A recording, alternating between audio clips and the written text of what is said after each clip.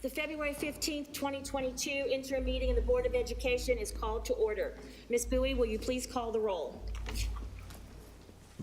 Ms. Adams? Here. Mr. Bullier? Here. Ms. Justice? Here.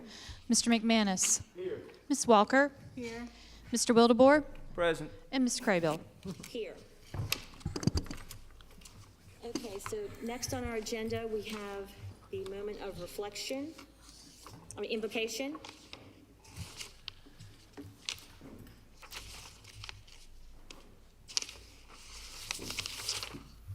We have Pastor Edwin Sutton, Senior Pastor of the Sending Church, will be providing our invocation. Will everyone please stand? Let us pray. Father, we thank you for the privilege of formal education. We also acknowledge and are thankful for the task you have given us to provide substantial education. There are so many issues regarding education of the day. But God, I ask that you will grant us your wisdom as to how we are to handle what comes before us. We live in a land of the free, but true freedom is not the right to do what we want to do. True freedom is the right to do what we ought to do. Would you remind us of that as we make pertinent decisions on today? We thank you for our superintendent, our board, our educators, and our parents. This we ask in the only name I know to pray. That is the name of Jesus Christ. Amen. Amen. Amen. Please join me in saluting the flag and saying our Pledge of Allegiance. I pledge allegiance to the flag of the United States of America and to the republic for which it stands, one nation, under God, indivisible, with liberty and justice for all.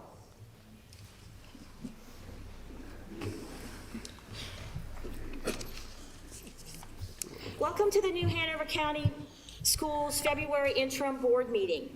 Thank you for joining us in person and in our viewing audience. We value and appreciate your interest, participation, and advocacy on behalf of all New Hanover County students and staff. To this point, I trust that we all feel compelled to treat each other with dignity and respect throughout the meeting, no matter what our thoughts and feelings are about an issue or about an individual person or group. I'm asking all of us to mind our voices and actions so the board can remain focused on completing its governance work that is necessary for all of our students and staff. A reminder to you all that our mask mandate is still in effect inside this building and inside all of New Hanover County Schools building as a result of the New Hanover County Schools district-wide mask mandate. Please keep your masks above your nose and below your chin. We are committed to keeping a safe and welcoming space for all meeting participants. If you are unable or unwilling to wear your mask properly, you can watch the meeting live on New Hanover County Schools TV or later on New Hanover County Schools YouTube channel. I also want to remind those people who have signs that your signs are allowed, but they do need to be kept below your head so that you don't block anyone behind you.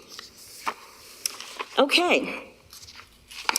Next we have approval of the agenda. Do I hear a motion to approve the agenda? So moved. Is there a second? Second. Any discussion? All those in favor say aye. Aye. Any opposed? Okay, agenda for tonight is approved. Next up on our agenda is probably the best part about our meeting is recognitions. Our Chief Communications Officer, Josh Smith, will lead us in that effort. Good evening, everyone. Today it's my absolute pleasure to recognize the 13 individuals who have shown deep commitment to student learning and a passion for teaching. These select 13 join over 130,000 teachers nationwide who demonstrate the highest standards in the profession and have an enormous impact on the culture of learning of New Hanover County School students. A huge congratulations to the following for earning their National Board certification. And with that, Caress, are we ready? Okay. Leah Long, and if you're here, come on up. Christine Capon, Dixie Smith, Lauren Gray, Nia Farr, Robert Roth, Tyler Smith, Lisa Lehman, Caitlin DeMille, Hannah Moon, Sean Casey, and not here this evening, but also recognizing Mary Lee and Kristen Little. Congratulations.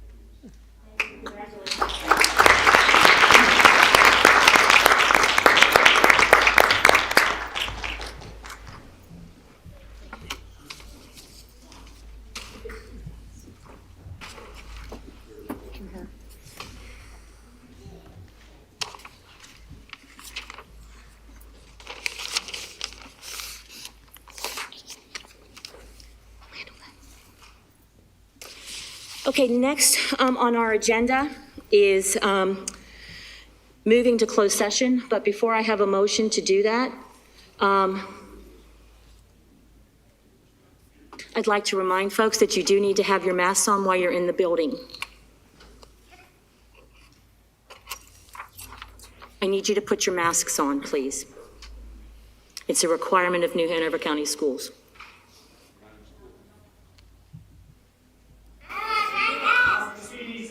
Not the CDC. You don't make law. You don't make laws, right? And I'm 6 feet away from you. Guess what? Mr. Shive, would you please advise? And your person Excuse that me. was just up here took his mask The off. crowd is not allowed to address the board during a I'm not meeting. talking to you. I'm talking to the wall. Is that what you are? Hold on. Just saying. The board's previously enforced its mask mandate, asking individuals to... I'm sorry, I can't. The board has previously enforced its mask mandate and asked individuals who are unable to wear the mask to leave the meeting, or refuse to wear the mask to refuse the meeting, to leave the meeting if they refuse to do so. In the past, individuals have been escorted out. Okay, may I have can I come over and talk to you for a minute? Sort my kids out, would you?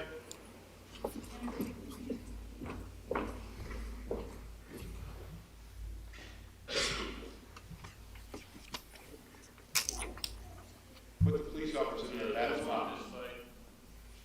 Go ahead, put the police officers in a bad spot. Have them escort little 6, 7-year-olds, 3-year-olds, and 4-year-olds out. I'd love to see this. Freedom of fear.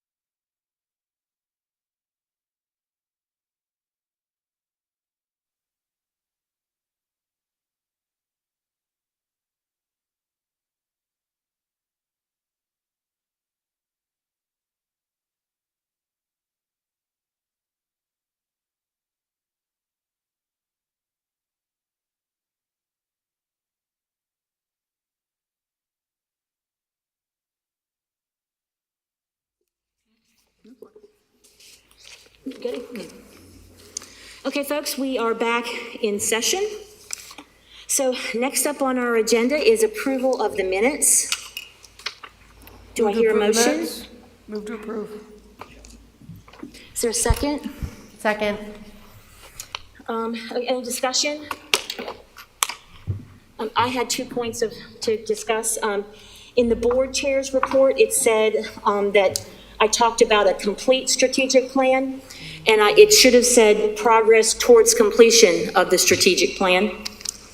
And then in the committee reports, Ms. Justice had talked about the Advisory Council for Exceptional Students, and we listed it as the EC Committee, so I just wanted it to be called what it was. It's the Advisory Council for Exceptional Students, ACES. So do we have to amend the motion? Okay, can we have, Move to approve the minutes as amended. thank you. Is there a second? Second. Okay, any more discussion? All in favor, say aye. Aye. Any opposed? Okay, that one passes, or the minutes are approved. Next up is Dr. Faust for Superintendent's report. In the 2 weeks since our last meeting, I had the opportunity to substitute teach for several classes across the district along with other central office staff members. I know they feel the same as I do about the experience. It's always so uplifting to be in the classroom and to see the incredible work our student staff are doing every single day. We also recognized our Rookie Teacher of the Year, kindergarten teacher, Melissa Daria from Forest Hills. Her enthusiasm for teaching is contagious, and we're very proud to have her in New Hanover County Schools. This week, I met again with our Teacher Advisory Committee and received candid and valuable feedback. We've also made significant progress on our annual budget and input from school and division leaders. This evening, we recognized our newest National Board Certified teachers. We have nearly 300 National Board Certified teachers in our district. It's the highest marker for excellence in education, and it speaks to the quality of teaching staff in New Hanover County Schools. Finally, I'd like to highlight that of the 657 teachers with growth measures for the EOC or EOG courses, 90% met or exceeded growth. I'm proud of what Team New Hanover County Schools continues to accomplish, and I look forward to sharing additional updates in the next weeks ahead. Thank you, Dr. Faust. Next up is the board chair's report. Last week, several board members proudly attended the Rookie of the Year celebration. It was sponsored by the Wilmington Rotary Club as part of their weekly lunch meeting schedule and held at Grace United Methodist Church. District and school staffs and community leaders all joined together to attend the celebration of these 5 remarkable young women. We are truly grateful to have such a generous, education-focused community partner in the Wilmington Rotary, and are incredibly fortunate to have such genuine, motivated, energetic, dedicated, the superlative list could go on forever, new teachers, as well as the mentors and principals and other staff who support them on Team NHCS. Strategic plan update. We continue to make progress in finalizing our strategic plan, which is the foundation for prioritizing and allocating resources, as well as directing New Hanover County School staff and board attention over the next 4 years. At our strategic work session on January 28th, we established 6 overarching goals around academic rigor, family engagement, equity, diversity, and inclusion, staff opportunities for growth and morale, community partnerships, and safety and wellness. The Cabinet has met twice since then, and in conjunction with their department staffs, have developed strategies, timelines, and accountability metrics to accomplish these goals. We look forward to reviewing a draft conceptual final product soon and a final product in March, so that the district's budget can be created to support it, and so that board meeting agendas can be constructed to align with it. The board is continuing to evaluate its meeting efficiency and effectiveness, as well as its avenues of communication with the public, and is making policy and procedural changes to make that happen. We are trying to limit individual grievance items at board meetings, as these are not what boards of education usually take up, in order to focus on our governance work and to leave these items to Dr. Faust and his administrative team to address and resolve. Finally, just wanted to remind you that the board will reconvene tomorrow for a special meeting at 1:30 via Zoom to discuss our mask mandate. Okay, so next up on our agenda is the consensus items. Do I hear a motion to approve? Move to approve the consensus items. Is there a second? Second. Okay, any discussion? I just have a question. The monthly report of contracts, is that something we're supposed to be getting monthly, or this is the first time I believe I've seen this? Does anybody know? Ms. Small? It just says monthly report, and I just don't think I've ever seen it. The policy that was approved by the board related to contracts requires that any contracts approved by the superintendent between $100,000 and $300,000 come to the board monthly for information. Okay, so this report would only come up when that occurs. Right, so if there happened to be a month where there wasn't any, I think last month, it was the first time you had approved it, so it was year to date. It was a much longer list because it was a new policy. But going forward, if there's anything approved, you'll see it. Okay, thank you. I just wanted to clarify. Okay, did I already do a motion? I've just already lost my brain power. Okay. Any more discussion? Okay, all in favor, say aye. Aye. Any opposed? Okay, the consensus items all are passed. Next, into old business, we need to, Mr. Boyer, would you talk us through these 4 policies, please? Yes, the first policy was policy 2300, and I'm sorry, it's not pulling up for me on my computer for some reason, just. 2300 is board meetings. And we added, do you want me to just go ahead? Yes, while you're looking? yes, so this was an item brought forward by Mr. Wildeboer. At our last meeting, we were discussing better ways to interface and communicate with the public. And, we had talked about a lottery system. I think the board thought a better way forward, thanks to Mr. Wildeboer's suggestion, was to add an additional meeting, a quarterly meeting, where the item would only be called to the audience or a town hall. The chair will structure it as she sees fit according to this language, but the agenda, the sole agenda, will be to better communicate with our constituents. So the actual wording on that, what we came up with was, the Board of Education shall hold no less than 3 meetings annually with the sole intent of enhancing listening and dialogue opportunities with the public. These meetings shall last approximately but no longer than 2 hours. The public participation meeting format may vary at the discretion of the board chair to include such formats as town halls, roundtable discussions, call to the audience, etc. So that's the only thing that we added. It's item E, public participation meetings. Do I hear a motion to accept that? So move. Second? Second. Okay, any discussion? I have some questions. Please. Sure. The part about deciding the format, so you as chair would be deciding the format, not necessarily the discussion itself? Because I Right, think just the format.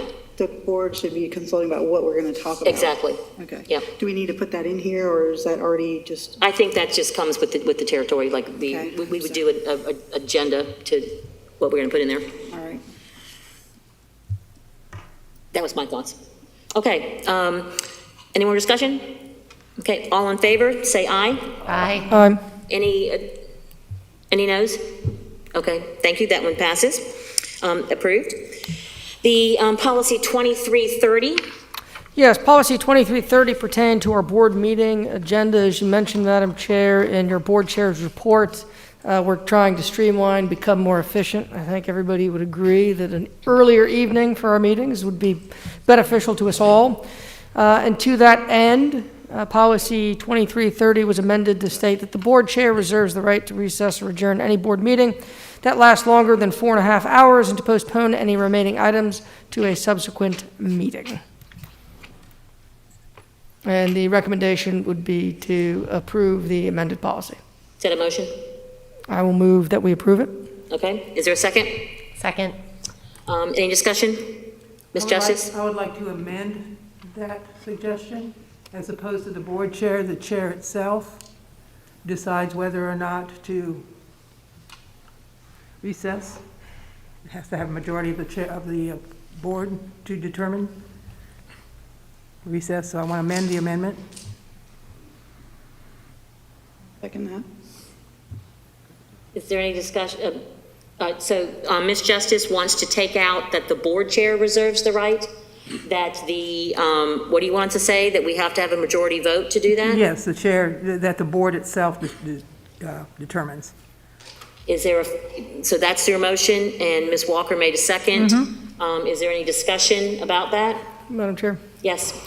Yeah, I mean, the purpose of the chair is to run the meeting. The chair has the same power as every other board member. And the purpose of the position is to make sure that the meeting runs in an orderly and efficient manner. And I think this goes directly to the role of the chair. And this is, again, why we make sure that we vote, thoughtfully and with intent every January when the chair vote, or every December when the chair vote comes up. So, it was thought out, it was agreed to in policy, and I certainly hope the board supports it. I have a question. Any more discussion? Yes, ma'am? Yeah. Ms. Walker? Well, I think there's two policies so far we passed that give more power to the board chair and less to the board at large. And I feel like, the board always has the final approval on adjourning a meeting, I believe. And I think that 4.5 hours, that's not very long if you count all the things and the components that we usually have, which is sometimes a work session, sometimes called audience. Well, we always have that at regular meetings, and we also have a closed session. That's about 3 hours gone. That leaves an hour and a half for the rest of the, we can't be putting time limits on important work if we have to do it. So I just feel like, we should, even though we do get weary late at night, I just feel like it should be a board collective decision whether we adjourn. Okay, Ms. Justice? Right, and I would actually like to probably amend further to discuss what Ms. Walker is saying after we discuss this. We're talking about this motion. Right not your now, we're next one. talking about who will decide to close the session. And what I'm saying is, we were all 7, just like Mr. Blair said. We were all 7 elected up here. And that is what the public expects. We shouldn't be putting too much power in the hands of one person, then it's no longer equal power. And as Ms. Walker pointed out, this is increasing, and this has been a conflict publicly in the public. It's not so hard to have us agree to recess, and as opposed to one person.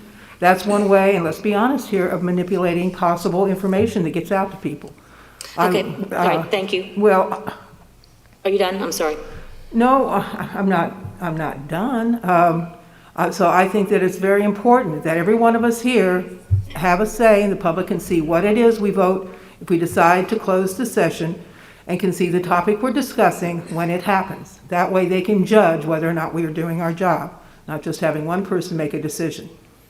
Okay, so the reason that this was put into, you want to go first and then I'll do my. Ms. Crable, I would just like to make a comment to the amendment. The sole purpose, the major purpose of the board chair is to facilitate the meetings.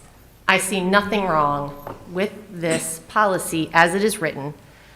It is in attempt to streamline what has become very long and arduous meetings for people that have been working since 7 o'clock this morning. So I have no problem with it. I think this is a ridiculous conversation. I think that we should be moving forward and not be talking about things that do not relate to schools and students.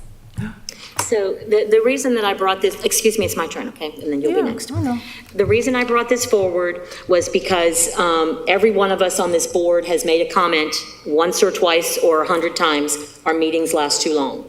Many of our constituents who come to join us can't even stay till the end because we're sitting here oftentimes at midnight. If our meeting starts at 5 o'clock, 4.5 hours is 9:30. We do have the option to cut down on some other items in our agenda. We can look further at, which I'm going to be talking with you guys personally later just to see what your thoughts are, is we can do our closed session at a different time. That takes away an hour.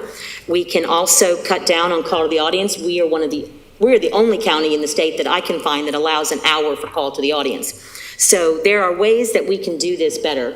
And so I think that the board chair we should all agree on the 4.5 hours, that it's too long, and that may get us from getting way into the weeds and out of our lane.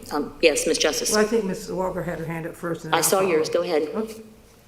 Just go Okay, ahead. it's very simple. We were elected, and we knew when we ran that this could go a long time at times. We volunteered to take that on ourselves. And for using the excuse that some of us, well, I was up at 6. I got grandkids. I get up, I get them on the bus, I wait at that spot, but I'm still here tonight, and I will be here as long as it takes. And everybody that ran should have known that. We've got some very complex subjects that even, maybe the three of us that won in 2018 didn't know about. But those that ran in 2020 should have. We've got a pandemic. We had the situation, sadly, with the sexual assaults, the racial discrimination that's obviously a concern, and on and on and on. So when you ran, those were out there. And you should have known that things like this would happen. Better planning would help. We've tried to do that. But this is not one way by cutting people off. Okay, we are at the end of our 5 minutes, so I don't want to cut us all off. Ms. Walker, did you have a comment? Yeah, Okay. I would just say that, I know there are disagreement about the power of the chair, and especially people arguing for that are in favor of that.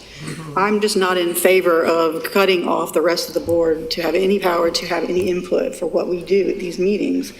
And it's clear where the divide is. I feel like that there are some members that feel that their role is different than others. And, if it goes that way, it's just going to be further, power at the top that stifles the rest of our conversation. Thank you. Mr. Boyer? Yeah, just real quickly, if you look at a county like Wake or Mecklenburg, Union County, counties that are much larger than ours, they're not even close to 4.5 hours. So I don't think it's like, oh, we're doing important work. I think we're just jaw-jacking up here and talking too much, and frankly, we as individuals aren't important. Nobody talks about what we say. They talk about the votes that we take and the decisions that are made on the dais. So let's have a little piece of humble pie and admit that maybe we're not that important. Okay. All right, Mr. McManus, did I see your hand up? If not, then I'm going to call for the vote. Speak up. If you got something, say it. All right, I'm going to count that as a no. All right, so we need to take a vote on. Madam Chair, at any time, cannot the board extend a meeting and/or close a meeting by vote or consensus? Right now, the board does not adjourn until we get to the item called adjourn, unless we have another incident where the board chair feels like the meeting is out of control. That's really the only two reasons we recess, if it's out of control or we get to the end. And so I'm just trying to streamline this so that we get the most productive use of our time and our brains and their brains, and our community does not have to stay up until 12 o'clock watching, and our staff that wants to pay attention and really be involved before we go. So I'm going to go ahead and call the vote for this. Ms. Justice, you've talked 3 times. I wanted to answer his question. This is what we're doing right now, Hugh. We're asking to be able to have the power for us to close it, not just one person. Okay, so the amendment on the table, the motion on the table is the amendment to take out the board chair and have it say the board reserves the right. So is there, we already have a first and a second, so Ms. Bowie, will you please call the roll on that? Ms. Adams? No. Mr. Boyer? No. Ms. Justice? Yes. Mr. McManus? Yes. Ms. Walker? Yes. Mr. Wildebohr? Yes. And Ms. Craybill? No. Okay, so that, that motion is defeated, or it passes, so the board, the wording in there will be the board reserves the right. We have to vote on it. I know. Do what? Okay. I said we have to take a I second. know, Okay. I'm just getting clarification. So now we are voting on the motion that the board reserves the right to recess or adjourn any board meeting that lasts longer than 4.5 hours, and to postpone any remaining items to a subsequent meeting. So we have a first and a second on that. Do we need any further discussion on that? Ms. Justice? Well, I'm going to go ahead and we should discuss it probably. I would like that amended to 11 o'clock at night, because you can't think straight. I mean, honestly, after 11, it is very rough. But on the other hand, if we're doing some really important work, and we have a lot of work to do these days, and at some point, hopefully things will normalize. It looks like possibly they might at some point. But 11 o'clock seems like it's late, but we can still think clearly, in my opinion. After that, it's probably not practical. 4.5 hours is pretty, to me, it's almost too short of a time. Say we came in at 5 and then had to leave at 9:30 because there's a limitation at 4.5 hours. I think the limitation would probably be more practical. This is my opinion, and anybody else can speak up at 11. Ms. Adams, I'm sorry. I have a question of clarification for Ms. Justice. Did you bring that concern forward when this was discussed in the policy meeting? We're discussing it now. But that time would have been more appropriate at the policy meeting when it was brought forward. If you had suggestions, that should have been the time to do it. And what we should be doing up here is voting on this policy that should have happened 10 minutes ago. Excuse me. Okay. Are there any more comments? Yeah, Ms. Walker? I was just saying to Ms. Adams' point, they had a full committee that looked at this and looked at ways to streamline this meeting. It could have taken place a lot differently. You're making suggestions now that they've already made suggestions for like months ago. And it was good suggestions, and somehow And the they other could disappeared. have definitely shortened the meeting times, Ms. Crable, Sir? so I just want to point out that the board can recess a meeting at any time if majority of the board wants to recess a meeting. And there are lots of different reasons why a board might want to recess or adjourn a meeting. If some type of event were to happen and, the Board of Education Center, there's some type of emergency or anything else. And I'm a little concerned that if the motion or if the amended policy passes to read the board reserves the right to recess or adjourn, then the board's going to be limited in its policy as to when it can recess or adjourn a meeting. Okay, so you're saying no time limit? Right now, before this policy was passed, there was no time limit on when the board could recess or adjourn a meeting. It could happen at any point which a majority of the board voted to do so. Even if you do pass the policy as it reads as amended, you can always vote to waive policy. But you would technically need to vote to waive this policy and then vote to vote to recess or adjourn the meeting. Okay, so we discussed all this at the policy committee meeting, and there was none of this up there. So if we think that this is not right, then that we're not allowed to do this, then I'll just take it out, and we will continue to just keep having long meetings, and people can keep complaining. Madam Chair? Mr. Yeah, I think that's fine. I just think that this conversation, and I thank people for having it, because it sort of illustrates the absurdity of this and the need for this policy. So, yeah, that's fine. Let's just keep going. So do we want to vote on do we want to officially vote on the motion, or do you want to withdraw it? We can withdraw this policy. Withdraw the motion? Yeah, we can just withdraw. All right, then policy 2330 will stay as is. Next.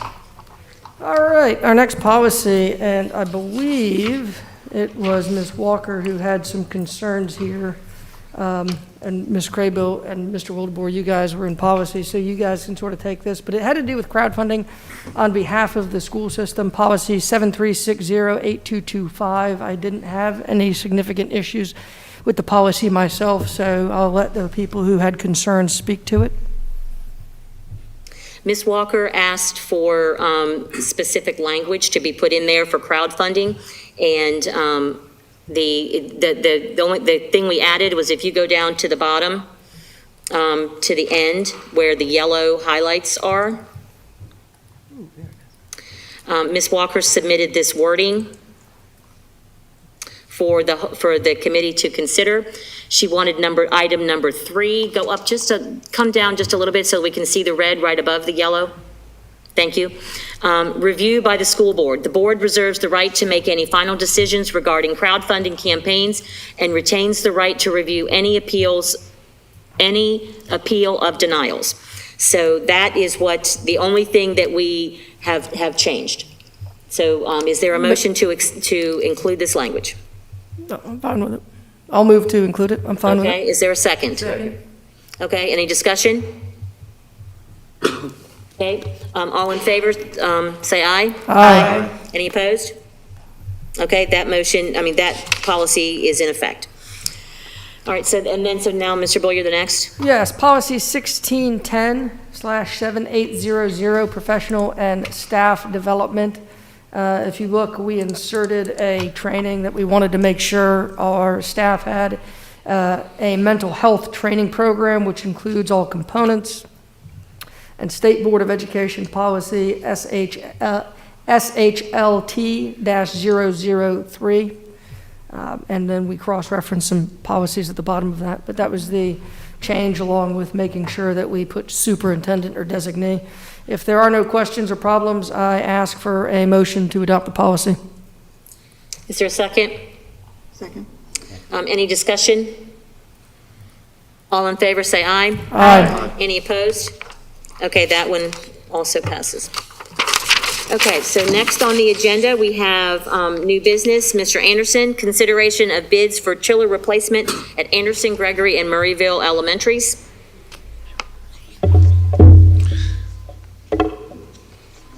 Thank you, Madam Chair and members of the board.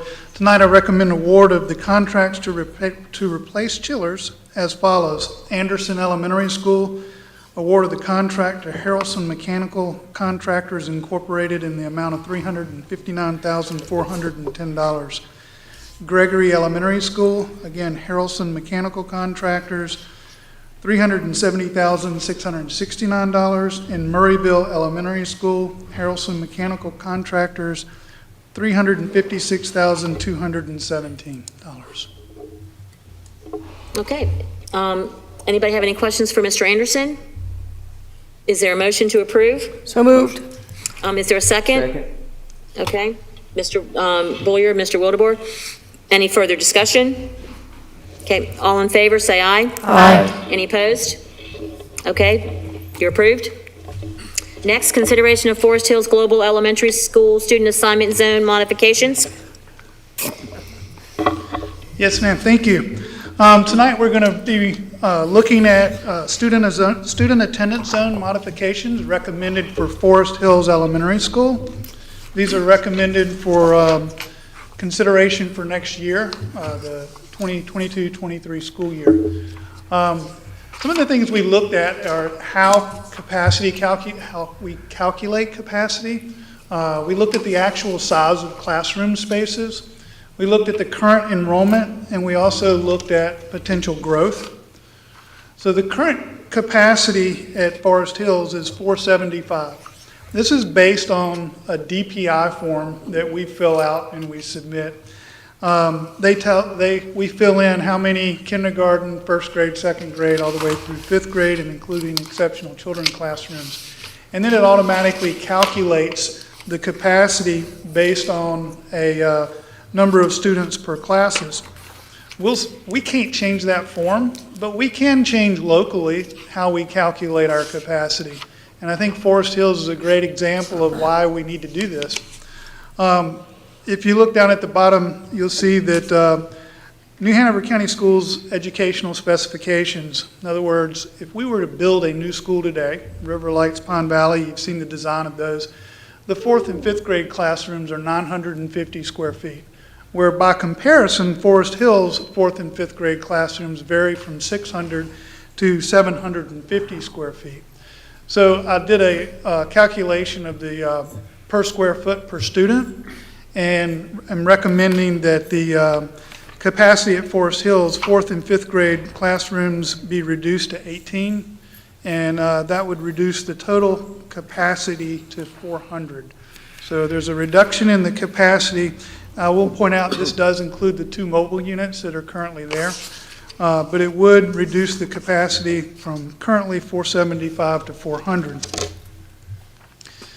So the next slide takes a look at the current student assignment zone for Forest Hills and some recommendations to bring enrollment to within the proposed capacity of 400. So in looking at that, we looked at planning blocks that have adjoining attendance zones. We don't want to create satellites, so we're looking at moving students that are on the adjoining line of another school. We also looked at the distance and the recommendations. All of these planning blocks are equal or shorter distances from their current assigned school to the proposed school. And we also looked at some geographic separations. In certain cases, there were major roads that really made sense to recommend these modifications. So in summary, we're recommending planning blocks 155 and 155B that are shown on the right-hand side moved from Forest Hills to Freeman. Planning blocks 155, 167, and 188 from Forest Hills to Snipes. Looking at those planning blocks, one of the things we want to make sure that, the first one, 151, has 9 students. Just as an example, we want to make sure those 9 students are all in kindergarten or all in one grade. We want to make, ideally, you'd have a nice spread from K through 5 so that the move doesn't overpopulate the grade at the school they would be reassigned to. And each of these planning blocks had a good separation of students, a good spread over the K through 5. You can see the breakdown for each planning block, what grade they're currently in, the total, and it affects 82 students. So looking at enrollment for Forest Hills, current enrollment is 466. And if we backed out the 5 planning districts or planning blocks, the revised enrollment would be 475. So that would be 25 students under the revised capacity of 400. I did want to point out that we also are adding a mobile unit. The board has approved funding for that. We're adding a mobile unit that'll be there for the start of the upcoming school year. So their capacity would be 420, or it would be 45 students under capacity, allowing for some growth. By comparison, on Freeman, their current enrollment is 254. We add the 2 planning blocks, 155, 155B. Their revised enrollment is 324. Current capacity is 377. So they would remain under capacity by 53 students. And at Snipes, current enrollment is 385. The planning blocks, the 3 planning blocks that would move from Freeman to Snipes would revise their enrollment to 406. Current capacity is 502, so Snipes would remain under capacity at 96 students. The staff recommends the following student assignment zone modifications that would go into effect for the 22-23 school year. And I'd ask for your approval and be happy to answer any questions. Is there anybody that has a question? Ms. Justice? Thank you very much, Mr. Anderson. Thank you.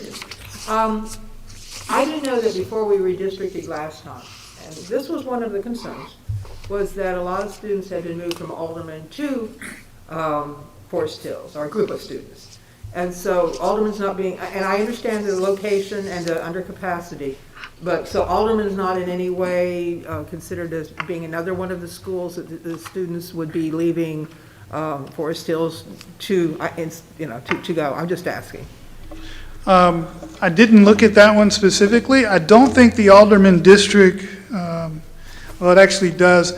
There was a lot of discussion about that in redistricting, and I think where we ended up with Oleander Drive as the dividing line was a good decision. And I didn't want to put any more students at Alderman. Okay. I'll also tell you, let's see where they are currently. So they're actually 3 students over capacity. Okay. I was wondering. So there was not any room to move more students there. Okay. Mr. McManus? Oh, thank you. So there'll be a net loss of 100 students that will be moved between Snipes and Freeman. Yes, sir. Okay. Yeah, 82. And that equates to how many teaching positions? Would they lose those positions, or would they go with the students, or how would those positions be allocated? Well, yeah, they would be, the students or teachers are allocated each year by a formula based on the number of students. So that changes each year. But so. Well, on paper, they would lose 4 positions. Correct. And there's room at those 2 schools also for another teacher. Yes, sir. Yeah, both those schools, Forest Hills remains 53 students under capacity, and Snipes was 96. Will they get their media center back? Yes, sir. This this capacity is based on K5 plus EC, and it does provide the art room, the media center. Thank you. Ms. Walker? I would just say, yeah, thank you very much for the presentation. It sounds like it makes sense to me. I know Forest Hills has needed some assistance for a while. I know I've heard that they have a kindergarten class in the library and other things that are going on. And I mean, looking at this data that you're showing us, I think it's a good idea to, I mean, the schools are under capacity. We could use more kids, and these could use less, so. Mr. Wildebohr? Thank you. Two quick questions. Did we look and have any of these same students been moved before? Those students may have been moved. They might be moved and then moved again. I have not looked back at redistricting, which occurred 2 years ago. I didn't look back to see if they had moved. Because I'd hate to have. They have not been moved. These students, these planning blocks have not been changed or moved since the last elementary redistricting. And would we allow the fifth graders to stay if they chose to stay? Yeah, our student assignment policy does allow for fifth grade privilege. Okay. Ms. Adams, did you have a comment? I just had a comment. I just wanted like to say, over the past couple months, this board has heard from a lot of staff and TAs from Forest Hills. They've come out, they've advocated on behalf of their school, and I want to thank them for that. I want to thank the parents that have reached out to discuss this, and I'd like to thank Dr. Faust and his team because they've gone in and provided some real support. And Mr. Anderson, I think this is a fantastic presentation and appreciate you looking at options and figuring out what's best for our students across the board and providing equity. 3 schools. Mr. Boyer? Thank you, Ms. Walker. And I'll echo that. Thank you both for getting this done. I did just want to clarify, I always like to do that after my last redistricting. Capacity and fire code are 2 different things. So I just want to make sure people understand that. When we're saying we're over capacity, we are certainly well within the fire code. And, I was really concerned the last time we moved students, anytime we move students, to Mr.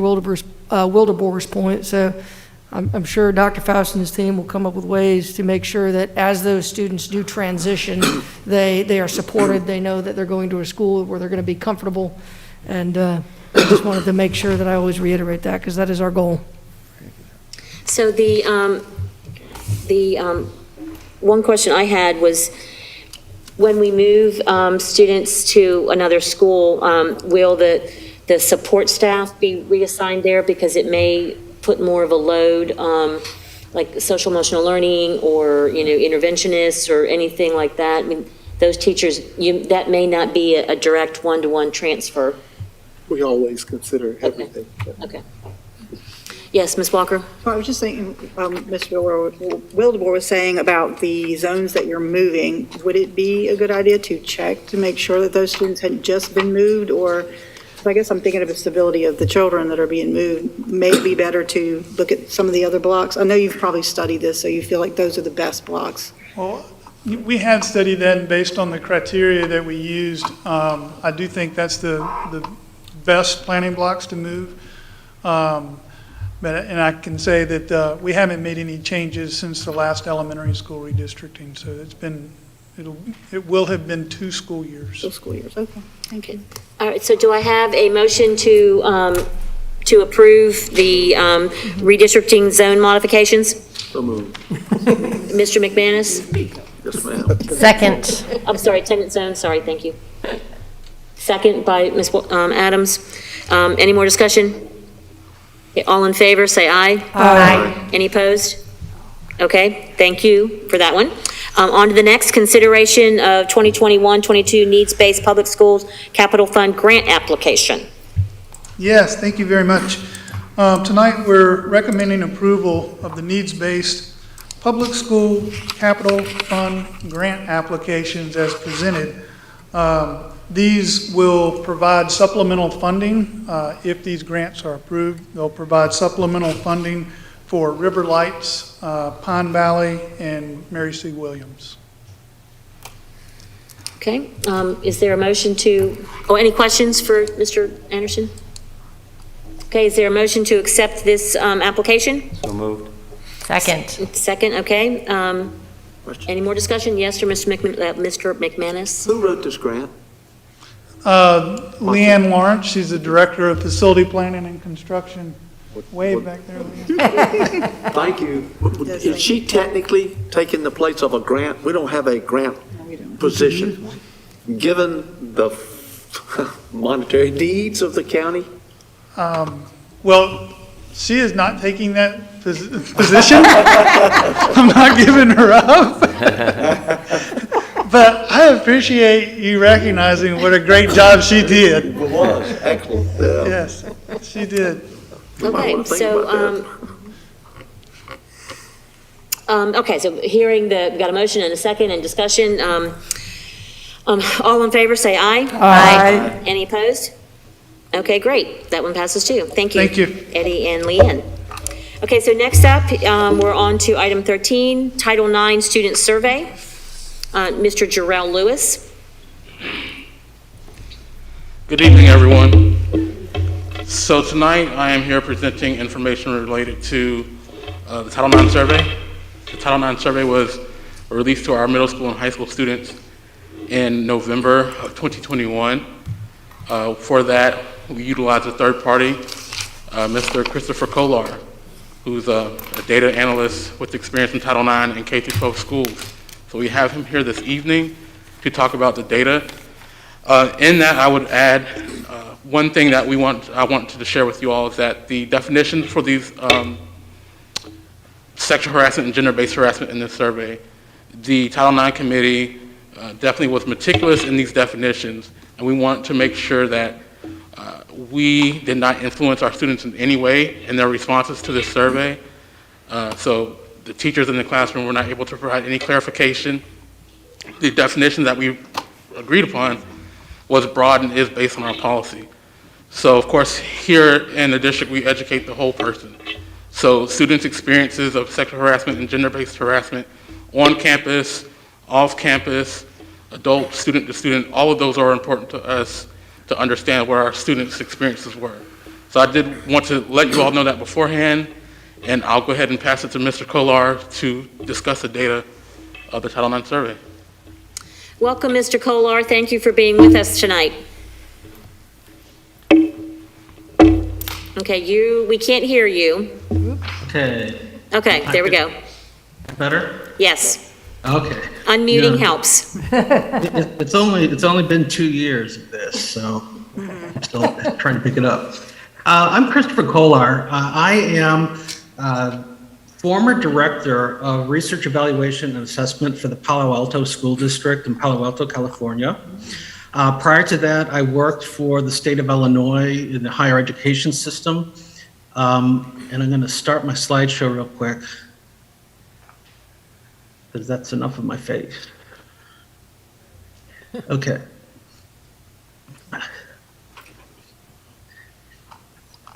So I've worked, one of the things that I've had an opportunity to do is work with school districts that are having issues and findings from the Office for Civil Rights that they need to change their practices related to sexual and gender-based harassment. I had the opportunity to work directly with the attorneys from OCR when I first started doing this work about 5 years ago. And it gave me a sense of what they like to see in terms of things that count as evidence of progress when you are looking at, say, a resolution agreement and you need to demonstrate that something is changing based upon the work that's being done in the district. So Mr. Lewis got in touch with me over a year ago, I think, when we first started talking about this. And I have to say, it's pretty exciting. First of all, I was very happy to see that the school sites and the principals did a good job of making arrangements in the calendar for the students to have time to do the survey. And second, I'm pretty impressed by the students' responses. When you ask 9,000 teenagers to talk about and answer questions seriously, you can go in a couple of bad directions. But I have to say that the group that this, as I looked at the data, your students took it seriously. There were only 4 or 5 submissions that I had to strike because they were giving superfluous answers. But overall, it's pretty good. Now, what we had was, out of the 13,907 students that were enrolled in the district on the day of November when we gave the survey, we had 8,669 submissions. So that's 62% participation rate. To participate, a student really just had to sit in the classroom at a computer or tablet and open up the survey.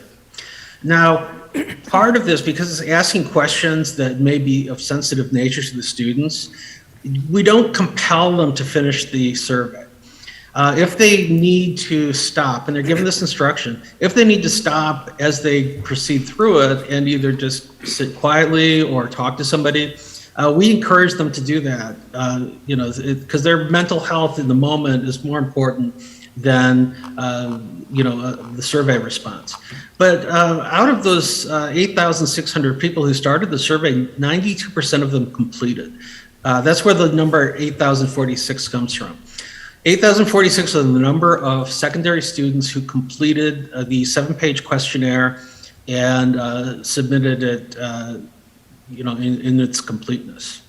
And those are really good rates. I was excited to see that number because the larger the response rate, the more likely and statistically valid your results are in approximating what the real reality number is. And what's I think is important is we saw also male and female students, and when we're dealing with high school, we never hit 50-50. But what's interesting to me is that the students, when they were asked to identify their gender, they were given male, female. They were also given other options such as transgender, genderqueer, two-spirit. And what we did was when we took the data, we pooled together the students who are parts of what are called non-conforming gender identities. TQQIA+, trans, queer, questioning, intersex, and asexual, plus others. That's about 6.2% of the students who responded. So I don't know if that's a surprise or not. One of the things that's really exciting the first time you do a survey like this, and try to measure climate, is that you find out things that you didn't know, and what you find out is neither good nor bad, but now you know. And so we saw that a little over 6% of your students in middle and high school do not identify as cis female or cis male. This is the participation broken down by the number of responses that we had as a proportion of the number of students enrolled at that grade level in November. It falls off in high school, especially toward 12th grade. That's in part because students are not necessarily at the high school for the full day any longer. They have other things to do, such as job shadowing, such things like that. And also we had good participation across the schools. Like I said, this is something where it was scheduled at the discretion of the site leadership, and we had buy-in from all the sites, and there is variation in the percentage of students who responded, but that is likely due to scheduling differences between how each site handled it. Okay, we got to get to the good stuff.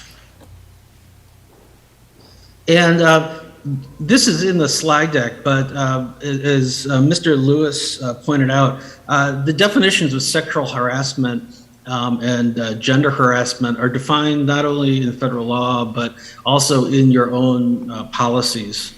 So what we did with the students was prior to them, so right at the top of the survey before they answered any questions, they read the definition of sexual harassment. The first question was, have you experienced sexual harassment? Them having just read a definition of it. So we didn't embellish it, we didn't coax them in any direction. We gave them the flat out textbook definition and then asked them, does this sound like something that you've experienced? So talking about sexual harassment.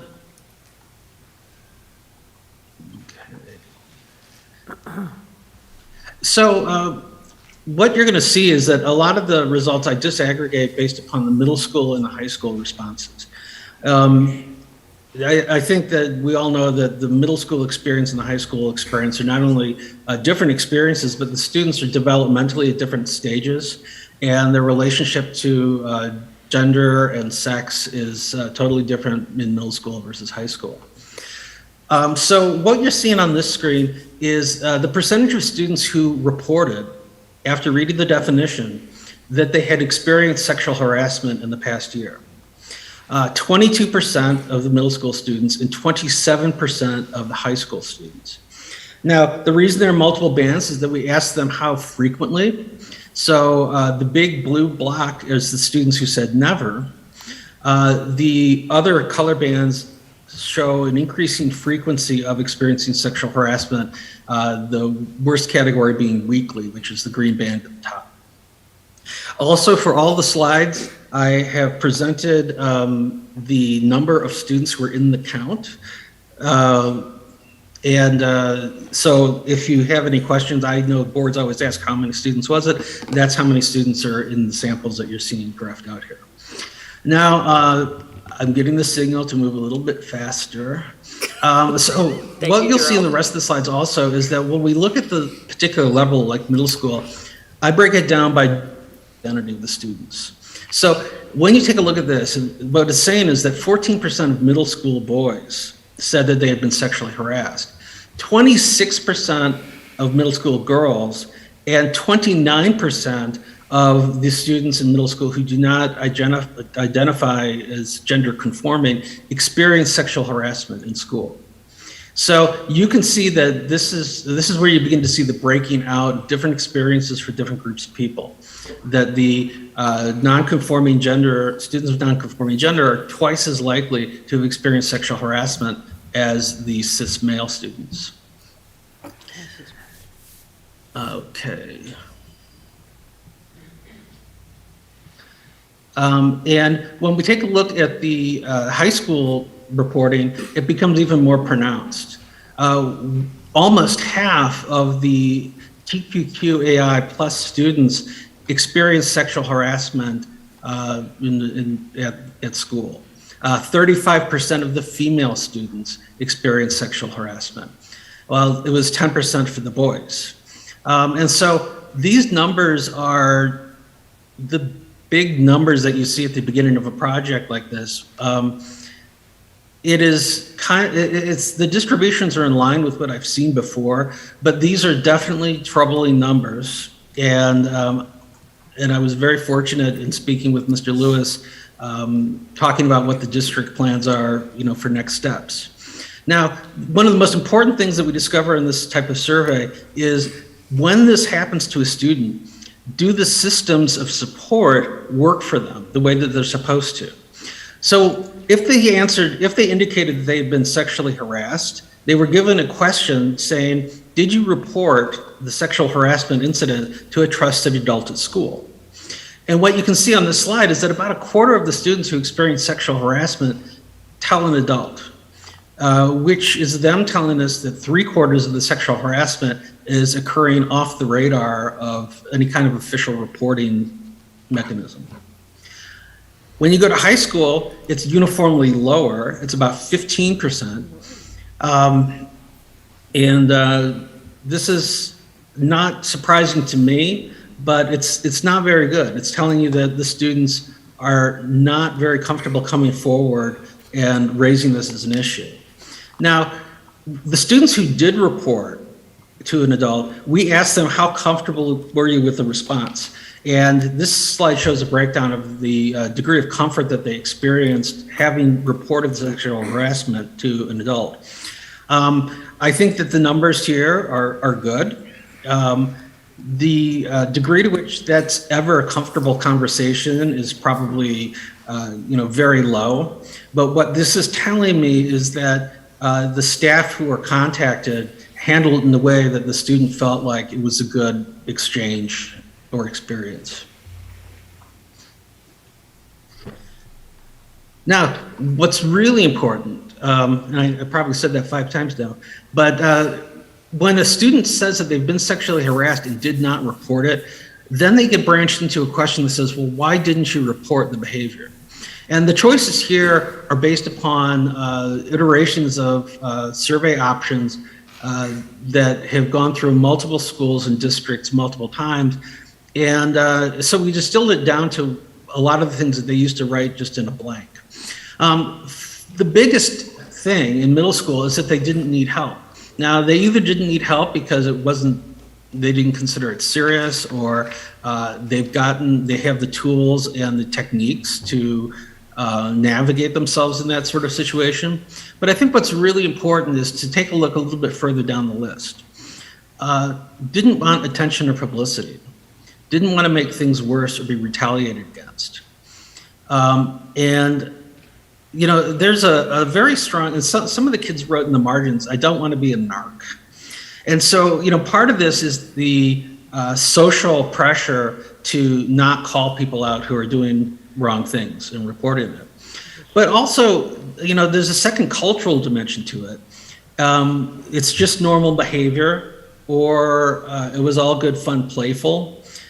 What that tells me is that there's a big chunk of your students who are being sexually harassed, having just read the definition, and then they declare that they didn't report it because it was just all in good fun. So hopefully this will lead to a lot of really conversations with your student support staff. This is the same set of questions broken down for the high school students. Again, one of the biggest fears at all levels was that they wouldn't be anonymous, that the complaint would be somehow carried out in the public eye. Either the student would know who it is that reported the incident, or that the teacher would talk about it, or the staff member would talk about it, and it would not be isolated to the people who they wanted to know.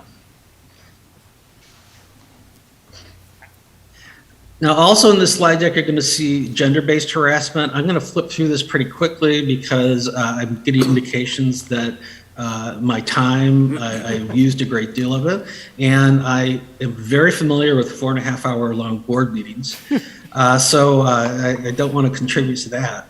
But a couple highlights. First, middle school harassment based on gender identity, 73% of the TQQIA plus students have been harassed over their gender identity.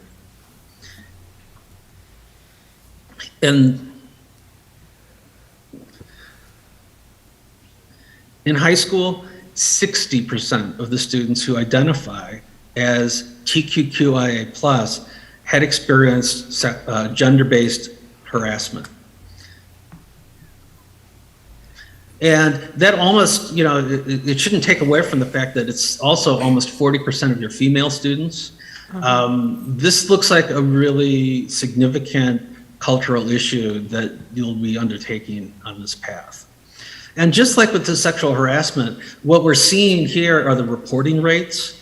We're seeing that the students are not really very likely to come forward, and that it diminishes as they go into high school. Again, the level of comforts look pretty much the same. And the reasons for not reporting the gender-based harassment were similar. And I'm not going to read you the slide, but it's the same. It really falls into the questions of confidentiality, anonymity, and fear of retaliation. So having spoken a great deal with Mr. Lewis and had a chance to talk to a couple of board members, I've got some opportunities I wanted to identify. First of all, when people say that they're not satisfied with the process or they don't think it works, there's a reason for that. They have some sort of an expectation. And what we found is that people's expectations of what happens when you file a Title IX complaint has very little to do with what the actual experience of making the complaint is. And so, first of all, being upfront and transparent about what the process is going to involve. It's important to build students' confidence in staff. They are very much afraid that they will be labeled as a narc, or that the person who was bullying them will continue or even bully them more. So it's not really cut and dried whether or not to report, because they view them as being stakeholders in the future, state that occurs. Utilizing staff and student programming to counter normalization of harmful attitudes and behaviors. So, all in good fun. I think people need to start learning how to say, it's not all in good fun, I'm not having fun. They said that they had been sexually harassed based upon that definition, that board definition that we used. And therefore, that does not, it's incongruent with being all in good fun. And so I think people need to start questioning those initial knee-jerk reactions that they have. I think that it's important, like tonight, to ensure community discussion of the results, but particularly to include student voice via clubs and organizations.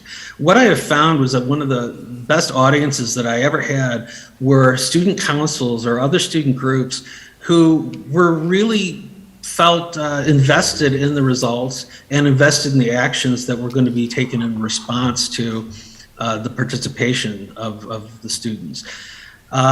Also, review the student support and services. This is, to some degree, almost an operational question. It's to make sure that the counselors or the people who they would be calling in on are not, that there's some privacy related to actually going in and making the report. And finally, I think it's important for staff to know procedures for how to help students when they report this kind of occurrence happening. It's common knowledge that sexual harassment and gender-based harassment act as a multiplier for the odds of students committing suicide. And it's really something that needs to be taken seriously by the staff when they see it. Yeah. You don't want students saying, well, it happened in front of the teacher and they didn't say anything or do anything. And so that's, for me, a very important part is to make sure that every student is taken seriously. I've reached the end of what I was going to say. I hope I'm within time, and I will turn the control back over to Mr. Lewis. Thank you, Mr. Kolar. So with that information, Mr. Kolar provided us with a number of opportunities for growth and supporting our students. I'm glad to say that a lot of these items, these trends and patterns are not unexpected. New Hanover County Schools has definitely been doing things to try to combat some of these issues proactively.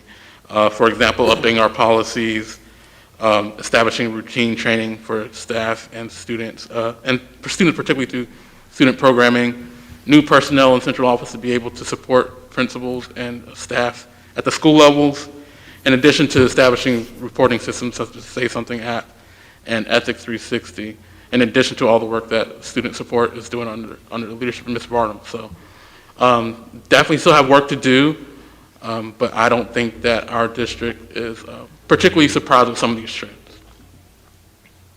So I'll open the floor at this point to any questions from board members, from myself or Mr. Kolar. Well, thank you, Mr. Lewis and Mr. Kolar. Very enlightening information, and we will be reviewing this at our next Title IX committee meeting too with those committee members, because they were instrumental in helping get the survey put together, the wording, and the different options for choices.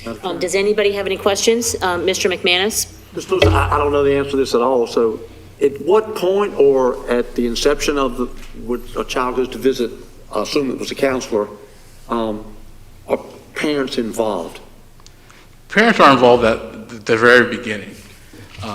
Definitely that's going to be a big aspect, particularly with these types of reports, sexual harassment, gender-based harassment, very beginning. Any other questions?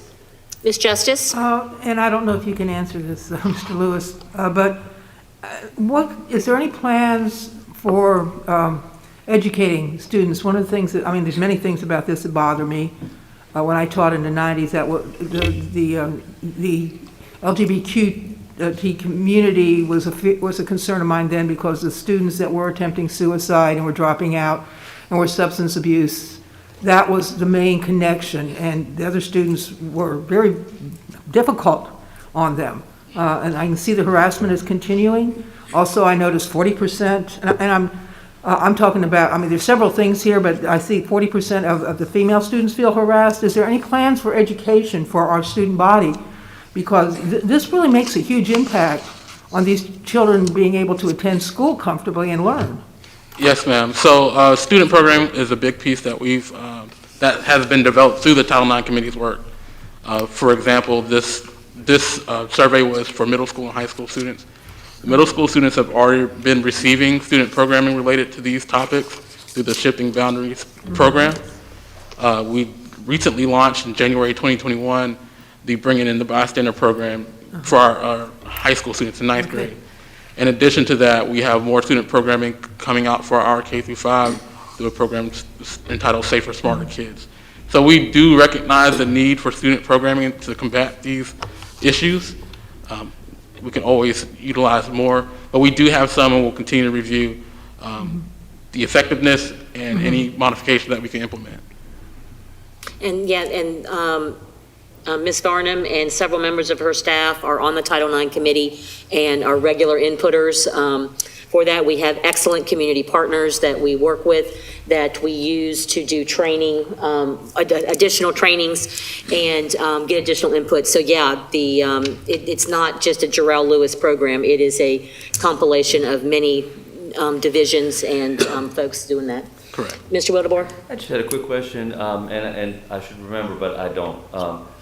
Was this an opt-in, opt-out? Everybody had to take it? This whole questionnaire. I understand that they could stop once they started. Right. But I'm sorry. Did you finish your question?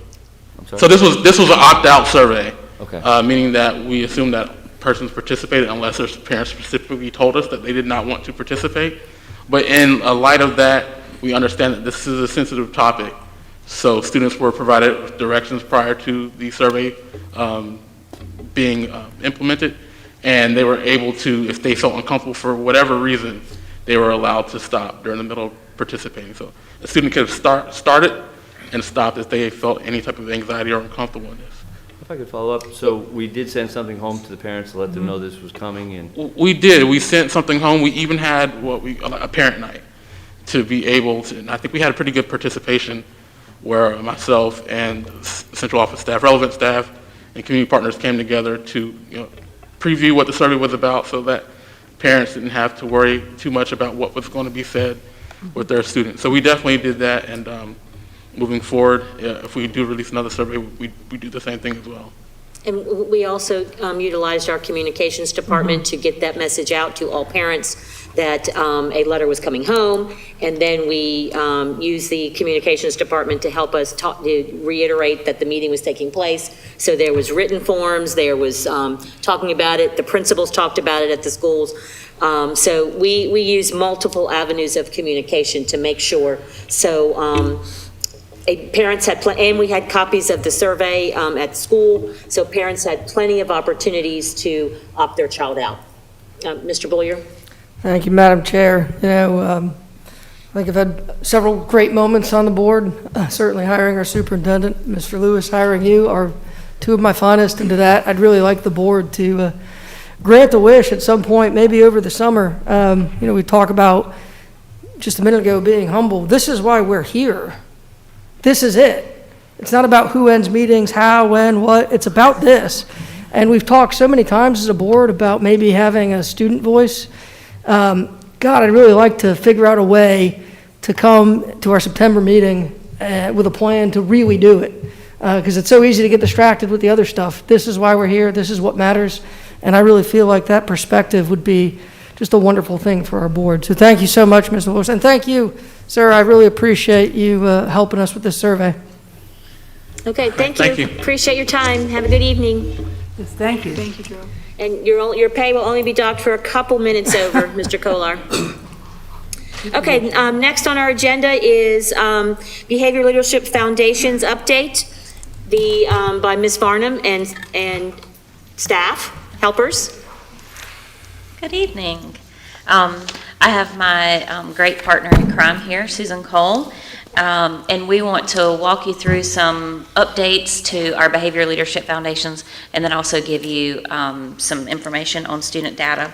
So first, I want to thank you for your continued interest in this work. School-wide social emotional learning, of course, is a systemic approach to integrating our academic, social, and emotional learning across all school contexts. So we're here to share with you how some of our schools are responding to these efforts.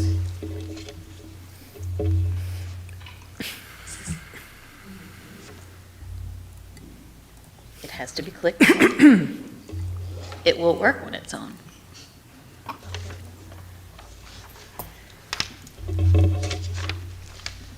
Hi, I'm Susan Cole. I want to thank you all for this opportunity to speak with you about this amazing work that we're doing in the district, starting with our overall vision for today and into the future for bringing social emotional learning into our school community. And truly, as a district, we are investing in the comprehensive personal growth of all staff. And by all staff, I mean our teachers, our child nutrition workers, our bus drivers, and all the way down to our itty-bitty pre-K students. So all members of our community really focusing on those 5 developmental social emotional competencies of self-awareness, self-management, social awareness, responsible decision making.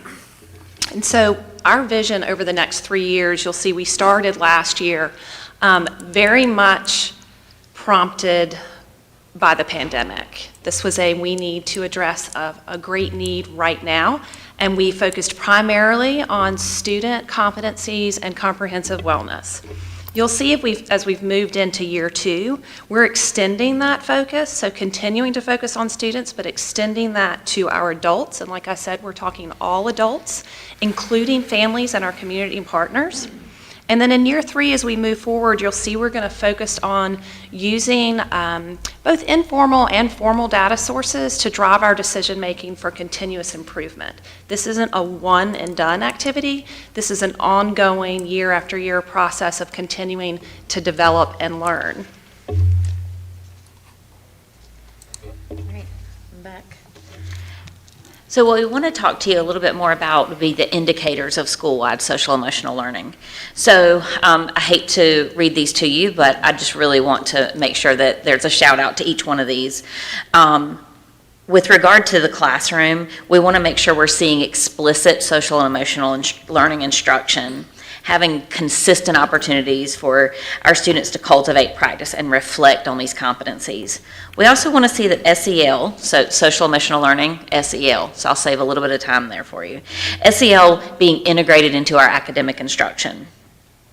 We know that youth voice and engagement is a critical part of this. And then making sure that our classrooms and school environments are supportive and responsive to our student needs. In this, we're not forgetting that we are going to focus on adult SEL as well, and including in that supportive discipline processes. So discipline policies and practices that are instructive, restorative, developmentally appropriate, and equitably applied. All of this has to be blended into a continuum of integrated supports with authentic family partnerships, aligned community partnerships where we have interagency groups working alongside as opposed to working on the same efforts and maybe not in a connected way. And always the systems for continuous improvement where we are monitoring our data, we're monitoring the impact so we can determine if it really worked or not. This is not checking a box so we can move on. This is really analyzing the amount of impact. So as we have spoken, or as you've had the opportunity to hear from both Ms. Varnum and Wrightsboro Elementary about their participation in the Behavior Leaderships Foundation PLC, I wanted to give you an idea of what they focused on primarily. And again, you might hear me say repeatedly that we're really focusing and supporting the learning and development of all members of the school community. And we're really going beyond just improved classroom behavior and a decrease in exclusionary discipline practices. We're really looking at creating those environments that are most conducive to teaching and learning, where teachers feel safe and part of a community that supports them, and students feel safe in a community that supports them taking risks with learning. And so we can talk about what SEL looks like conceptually, but I wanted to offer you some evidence of what you might see right now in these schools. So following our first session, you'll see that we focused on building safe, welcoming, and inclusive school communities, and we will address that throughout. But through this, we worked diligently to rewrite or revise our vision and mission statements to make sure they were inclusive of not just a teacher's mission, but also the collective mission. So you will also see in those schools clear guidelines for student success in different settings, and they're posted and they're explicitly taught. So when we create these predictable routines, we allow for the teaching and learning to happen. Moving on, as we focused in our next session on positive behavior intervention and support, what this looks like is school-wide behavior plans that take an instructional approach to teaching those guidelines for academic and behavioral success, and reteaching as needed. So really taking that instructional approach to behavior. We can do all of those things and lay a really nice foundation, and we still may have students who make mistakes because they're learning. So when that happens, we need to equip teachers with the tools and strategies to address and to take an instructional approach to that misbehavior. So through that, our schools developed a 3-level system for responding to behavior, so a toolbox for teachers, and a corrections menu for taking that instructional approach, and often looking towards approaches that restore relationships. Moving on, we took a direct focus on social emotional learning. This would be through that direct instruction of SEL, but also embedding it in our content areas, as well as focusing on adult wellness initiatives. And finally, we combined our last 2 sessions to include a focus on relationships and our systems for continuous improvement. And what you will see as a result of that focus on relationships as more family involvement activities and an increase in 2-way communication models. Not just sending a newsletter out to to a family, I am giving them a direct way of responding to that and contacting me for additional support. In terms of systems for continuous improvement, we are scheduling data review sessions more frequently. So these may occur bi-monthly, monthly, quarterly, where we're digging down at that informal and formal data sources to make real-time decisions and sort of change course as necessary. So I'm sorry, I provided some pictures that are just representation of what you might see in a building. So you can see we have students working together collectively to problem solve. So you have to learn how to manage your emotions and disagree and collaborate towards a common goal. You will see in the middle picture an approach to capture student voice and having them look for those successful behaviors in their peers and give shout outs to them.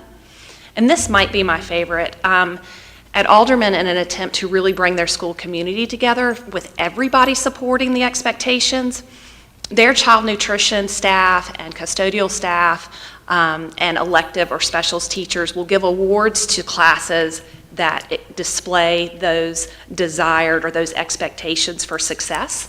And so you can see, like, they will get a golden spatula, golden sneakers, to indicate that they have been successful in those environments. And this last slide with pictures gives you a couple of examples of those guidelines for success and the way that schools have chosen to market them with students. So you will see that they often involve acronyms that make it, in education we do love an acronym, so we start teaching kids that at a very young age. But it could be OWLS or it could be STORM, but it gives them, maybe it's connected to a mascot, but you can see some examples there. And you'll see these as you walk around the building posted in common areas and classrooms.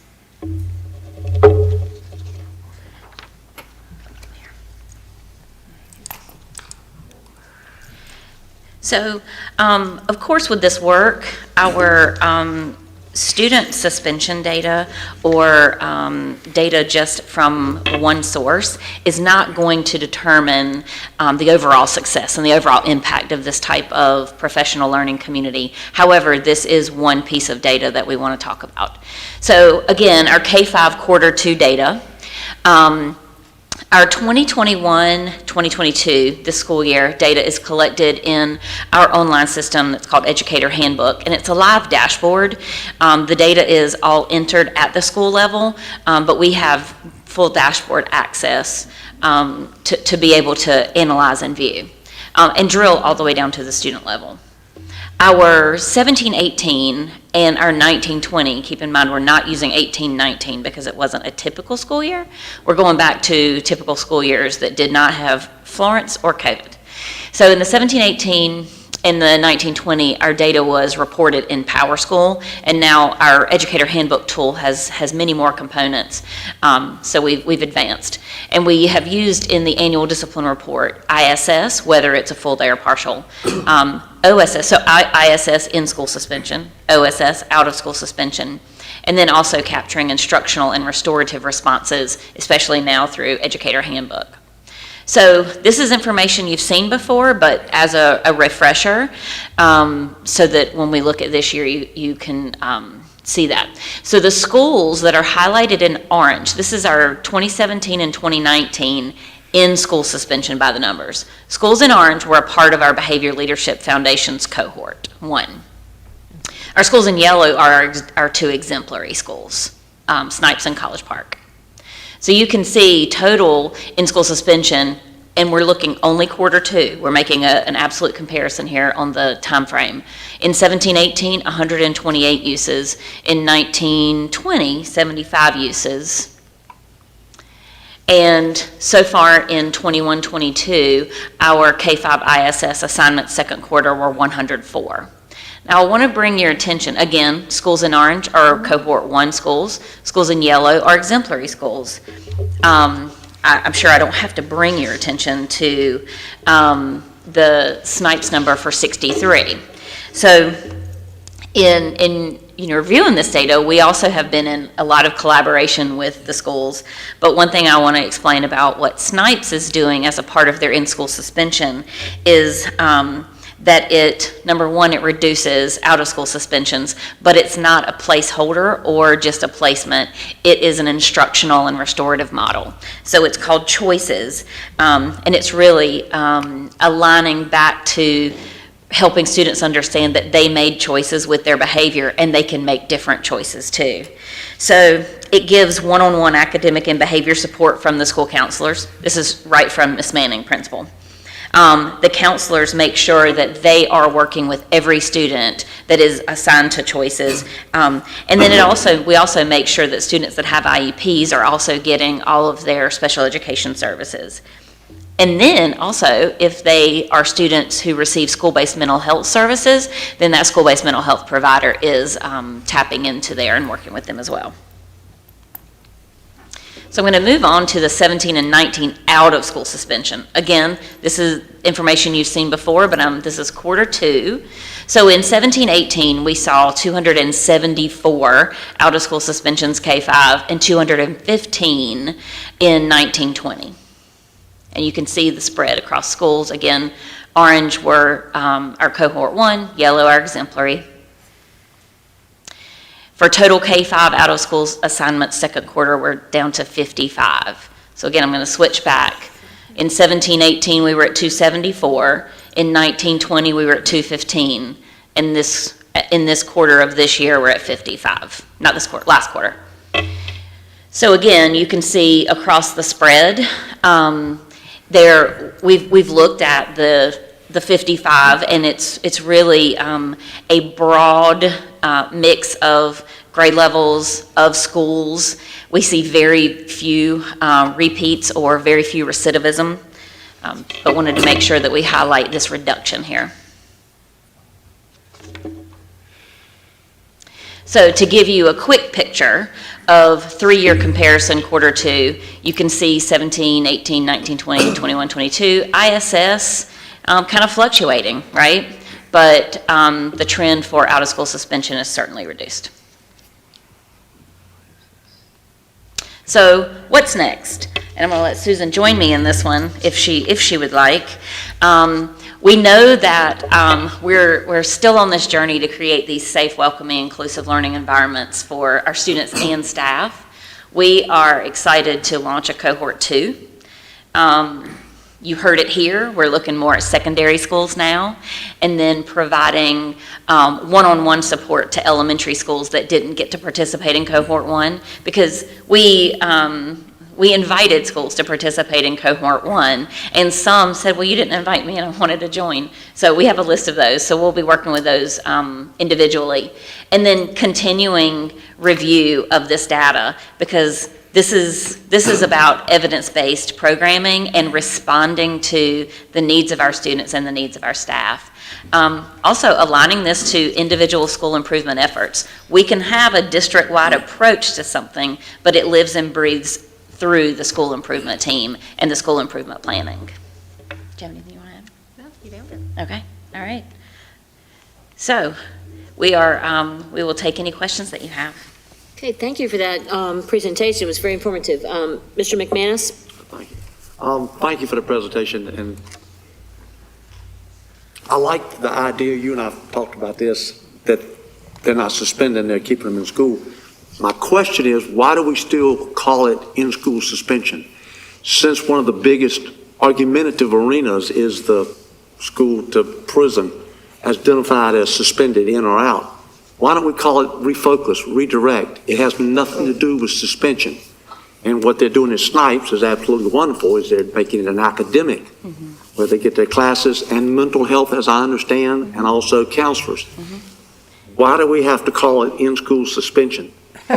So most schools do not call it in-school suspension with their students. But on this, So we have to call it in-school suspension because the state calls it in-school suspension and requires us to report it. So we're calling it what it's called in state reporting. Kids don't know it as this. So kids know it as choices or turnaround, or think that we've had so many different names that we've seen. Choices is definitely the Yeah. most popular at this point. Mr. Boyer? Yeah, thank you, Madam Chair. So I think we spoke 9 months ago where we said we wanted to reduce these numbers 50% year over year. And just based on the cohort, it looks like we might very well have the formula necessary to do that in that 3-year timeline. So that's very exciting. But I did want to ask you a question about the 55. And I'm sure you know this because you're probably as exhausted as everybody else. But behavior this year has been a huge issue in our school system. And I'm wondering what those 55 are. I mean, because we're always talking about making sure suspensions are only occurring for violent offenses. And I know we can't get into specifics on each case, but by and large, can you give me sort of an overview of what those 55 look like? Do you want to take Susan studies this spreadsheet. I look at data all the time. So primarily with these kids, you're right, we have had there is a difference between the behavior we're seeing this year than prior years. This year, what we're seeing a lot of is fighting and physical aggression. So really, behaviors that result from an inability to either manage a negative social interaction, which goes back to an inability to manage their response. So we're working with both students in managing that response and teachers in helping them coach students to manage those responses. So we're definitely seeing that those behaviors that warrant suspension are safety in terms of physical aggression and fighting, and they're around both kind of the social interaction, social awareness, and emotion management. Well, thank you. I know you guys are working hard, and it's nice to see this progress, so thank you. Mr. Wildebohr? First off, I want to thank you both for your hard work in this area. I think it's awesome. I also want to highlight the choices idea. I think that's outstanding. One of the students not just putting them in a room and making them do their homework. Is there a way we can break this down? Because we do have a lot of folks that are pushing through K2. Where we look at K2 data versus the 5 data.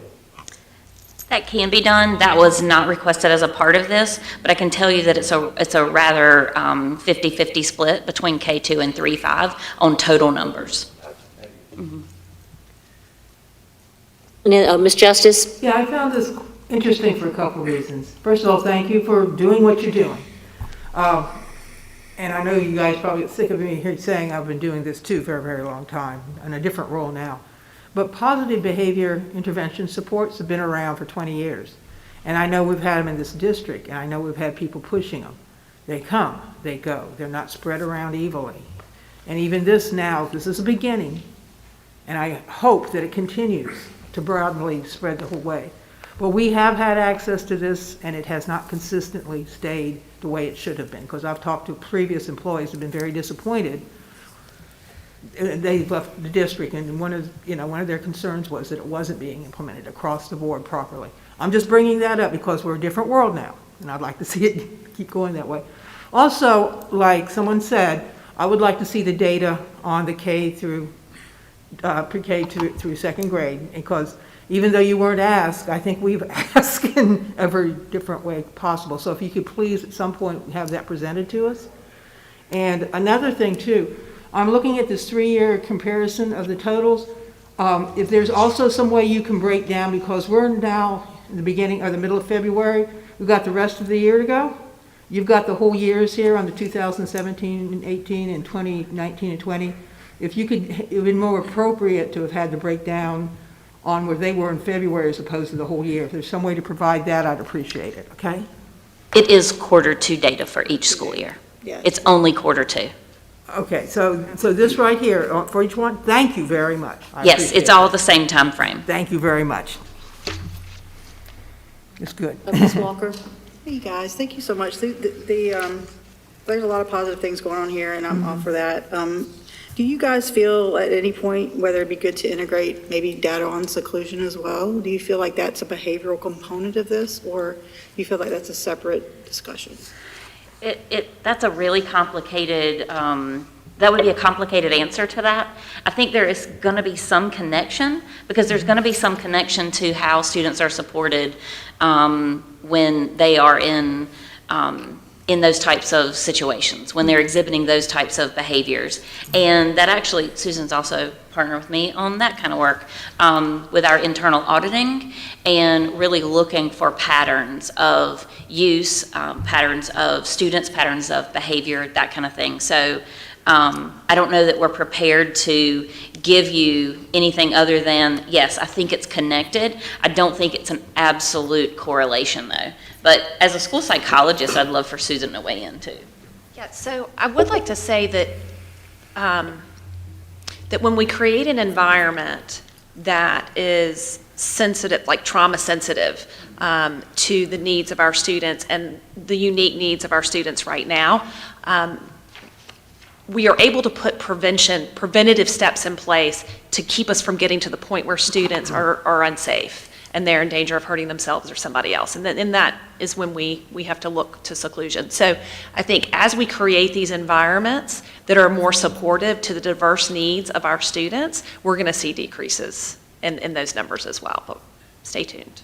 Stay tuned, yeah, okay, And thank you. I want to add to that just briefly that we have found some new research on types of assessments that can be completed by school teams. But again, that's more, it goes back to that team approach, and it's not a diagnostic approach, it's a team assessment approach. And so we've got plans for implementation on that, and we'll bring more. Okay, thank you. Okay, thank you very much. Appreciate it. Great presentation. Next up on our agenda is insurance requirements, and I think do we have Julie Moore here? Mary Hazel, okay, thank you. What? Could we take a break, please? 5 minutes, please. We're so close. Yeah, sorry.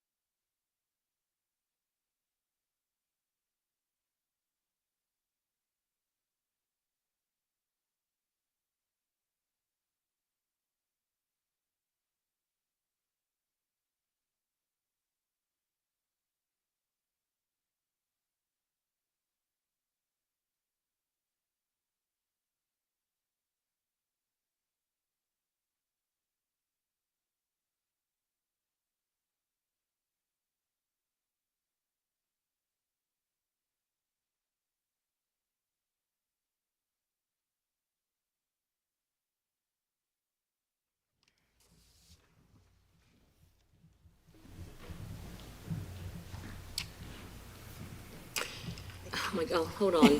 We still have you. We have a quorum? Okay, we have a quorum. We'll go ahead and start it. Ms. Small, go ahead, please. Thank you. Did you want to wait, or you want me to go ahead? No, we're going to go. Okay. We have a quorum. So the board had requested that I share information related to response from Liberty Mutual that we got last May, I believe it was, regarding allowability of an event for coverage purposes. And so that information, is shared on the attachment. I just wanted to mention the additional requirements related to risk transfer and logistical recommendations to reduce risk. But the actual insurance requirements are the same as that we require for every other company. We have, in October of 2020, we had changed and standardized all of our contract requirements and insurance with guidance from Tharrington Smith and our insurance company. So the insurance requirements are the same for everyone that's on our campus doing any type of work, but there were some specific recommendations to allow this type of event to reduce risk. And so I'm happy to answer any questions you have. I wasn't sure exactly what the board wanted in terms of this agenda item.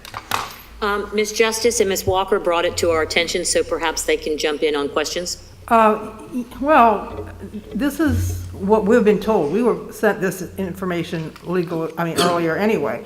What I would like to understand is, Mr. Brett, who I have not talked to personally, and I've never seen his show, but I've heard all kinds of wonderful things about it.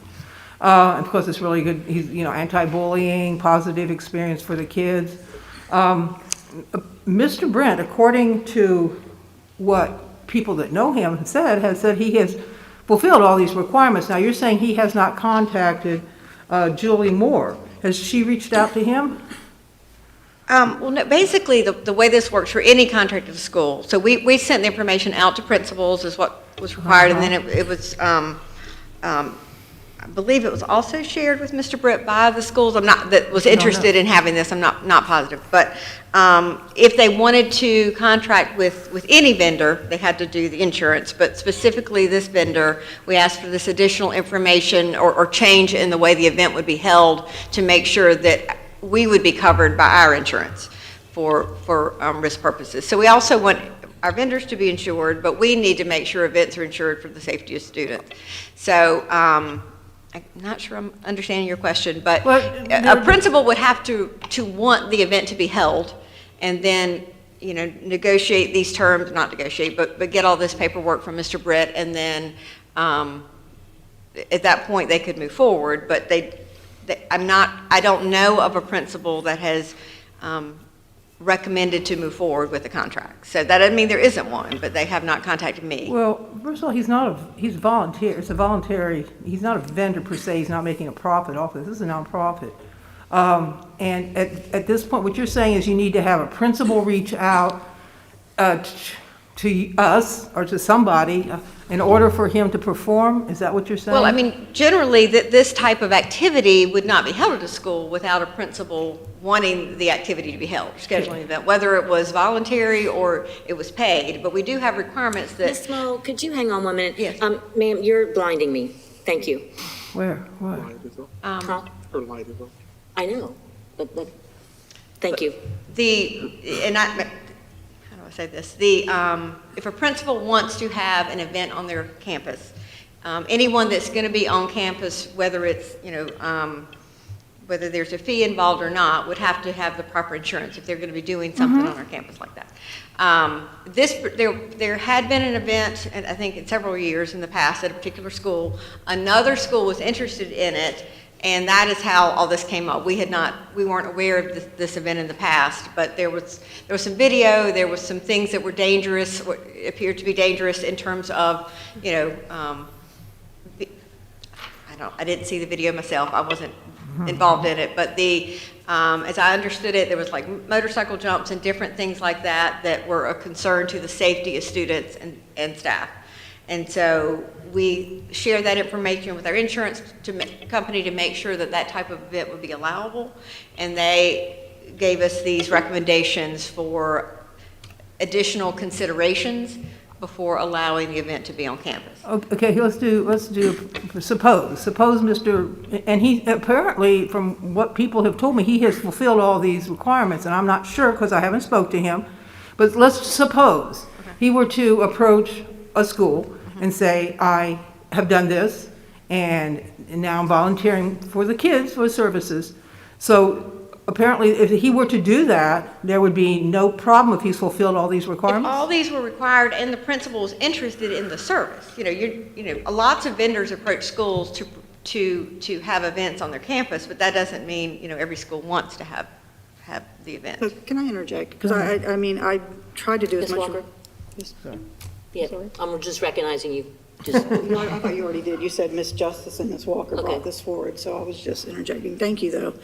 As far as the research I've done, it seems to be some discrepancies, and this is not down to you, Mary Hazel, of course, but the first discrepancy was the fact that there were YouTube videos online, and then they were asked to be removed, and they weren't. And so then they just started a cycle of basically refusing him to be able to do shows. And so even after risk management was contacted and he got the list, which he says he abided by, a principal did contact him to do a show, and that they were refused. He was refused to do motorbikes.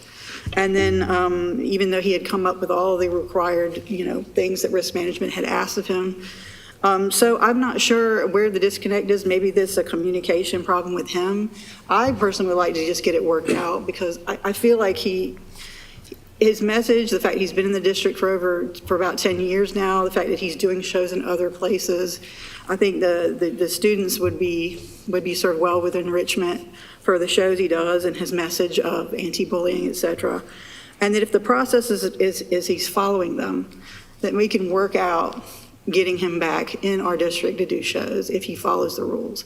And if all he's got to do is contact Ms. Moore, I think next time, I hope that we can put it on the agenda again for an action item to see if we can get this sorted out contract-wise. Because, obviously, if he's following the rules and he's doing what is asked of him, then we would have no reason to not let him. And like I said, I know that one school, actually the school that had it previously had reached out, but I wasn't aware when they reached out to us before that all this had been completed. I don't think that was communicated to our office. Okay. So if that is the case, we can certainly review what was submitted, but I haven't seen it. So we certainly could follow up with that school if there is interest by the school. And, we would never want to force a school to have an activity, but if they were interested and all of these requirements were met, then there would be no reason to not allow it if that's what the school wanted to do. Okay, yeah, because All right. You done? Because we're at our 5 minutes, so this will be the last question. Do we want to continue the discussion? We are at our 5 minutes. Well, that's okay. Will of the board, are we going to continue the conversation? For just 30 seconds, I'm going to speak in New Jersey terms, so I'll be real fast. So basically, if this is all fulfilled, a principal needs to just contact or is interested, because I know he's currently doing it in Pender County, and I'm sure they have insurance there too. So they would need to have a contract with him, with the standard of all of our contracts, and where he would show his proof of insurance, and agree to the other terms, of a contract, and then also, meet these additional guidelines that are recommendations, and then they would be able to proceed. Okay, thank you. Okay, thank you. Okay, thank you, Mary Hazel. Ms. Smalls. Next up on our agenda is facilities use animals. I think Mr. Scheib was going to lead us in that discussion.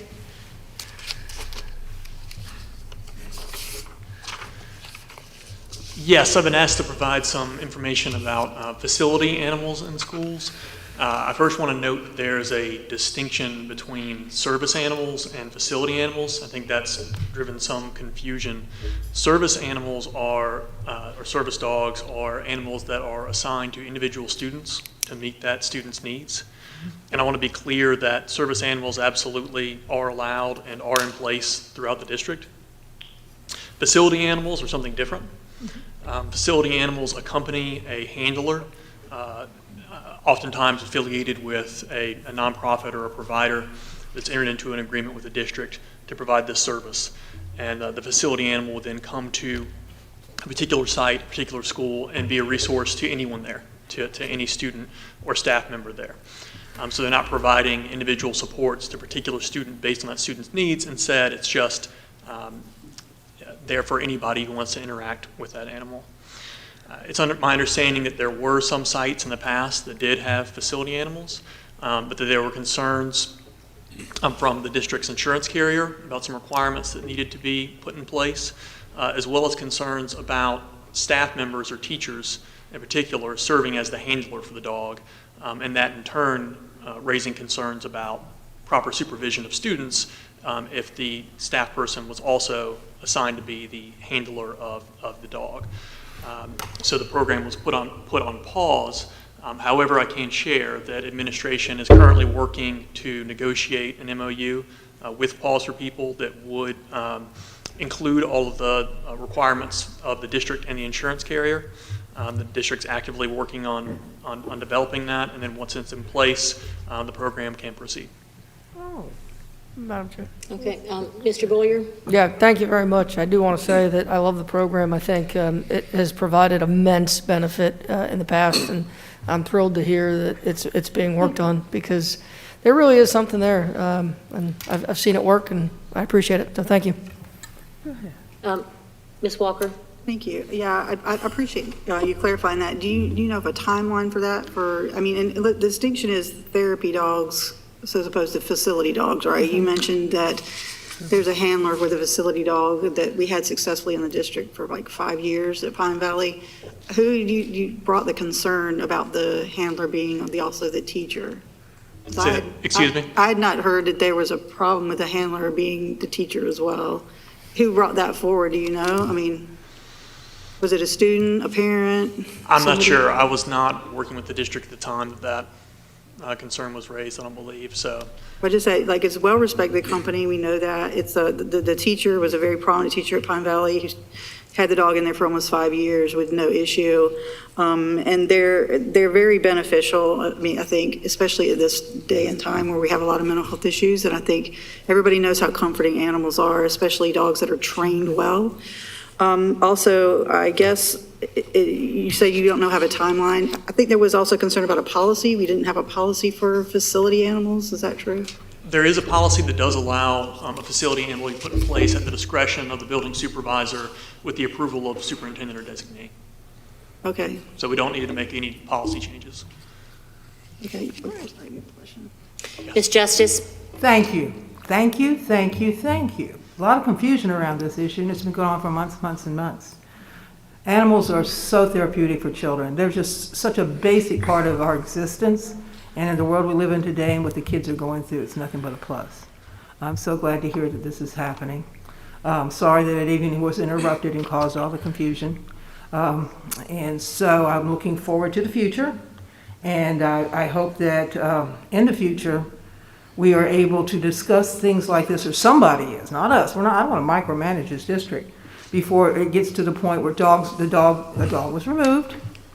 A lot of children's little hearts, I love children. I'm not making fun of them because they have smaller hearts than us, but they were hurt. A lot of kids were hurt.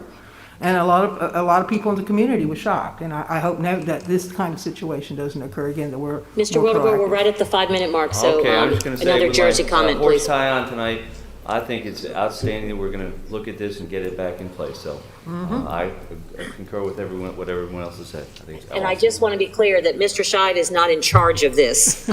He is our legal counsel. And he was just here to define some definitions. So that comes from our staff on that. So we won't be following up with Mr. Scheid on this.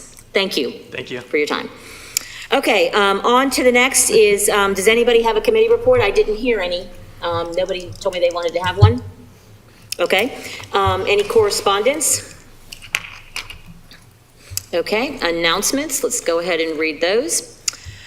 The Title IX Committee will meet on Monday, February 21st at 3 p.m. at the Board of Education Center. The audience seating capacity will be 170 people. The March regular board meeting will be held on Tuesday, March the 1st, 2022, beginning at 5 p.m. at the Board of Education Center. And like I said at the beginning of the meeting, we have The board will convene tomorrow for a special meeting at 1:30 PM via Zoom to discuss our mask mandate. Hearing no objections to adjourn, this meeting is adjourned. That's a record.